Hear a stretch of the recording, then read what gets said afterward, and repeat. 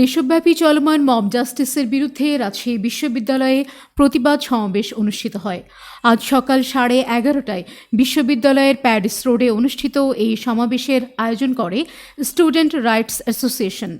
সমাবেশ থেকে দেশের চলমান যে কোনো ঘটনায় ন্যায় বিচার প্রতিষ্ঠার দাবি জানান তারা।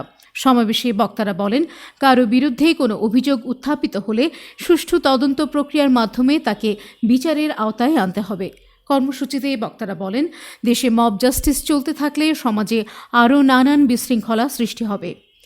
সুবিধাবাদী গোষ্ঠী এখন মব জাস্টিসকে নিজেদের উদ্দেশ্য হাসিলের পন্থা হিসেবে বেছে নিচ্ছে।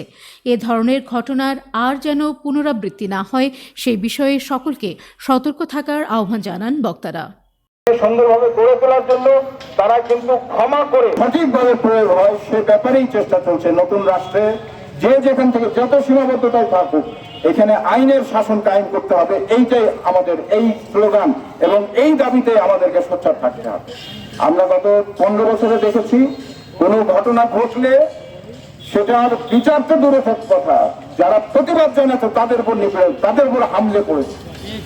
এই ক্যাম্পাসে, এই প্যারিস রোডে ইন্ডিয়ায় সংখ্যালঘুদের উপরে বর্বরতার বিরুদ্ধে যখন সাধারণ ছাত্ররা এখানে র্যালি করেছে, মিছিল করেছে, সেখানে হামলার পর্যন্ত ভারতের ঘটনা এখানে হামলা করেছে তথাকথিত সেই নিপীড়করা, ছাত্রলীগের গুন্ডারা, ভারতের ঘটনায়। সুতরাং এই ক্যাম্পাস ওই দিন আর নাই। এখানে প্রতিটা ঘটনার জন্য একদম নিয়ম মাফিক, এখানে প্রতিটা ঘটনার জন্য শান্তিপূর্ণ যে কোনো কর্মসূচি, যে কোনো কথাটা বলার অধিকার এখানে আমরা দিতে চাই এবং এইটা আমরা ভোগ করছি। সুতরাং আইনকে নিজের হাতে তুলে নেওয়া যাবে না, কোনোভাবেই না, কোনোভাবেই না। আর একজন ছাত্র যখন তার আরেক সহপাঠীর উপরে হাত তোলে, এইটা আমি মনে করি যারা হাত তোলে তারা ছাত্র হওয়ার যোগ্য না, এই পবিত্র অঙ্গনে তারা থাকার যোগ্য না।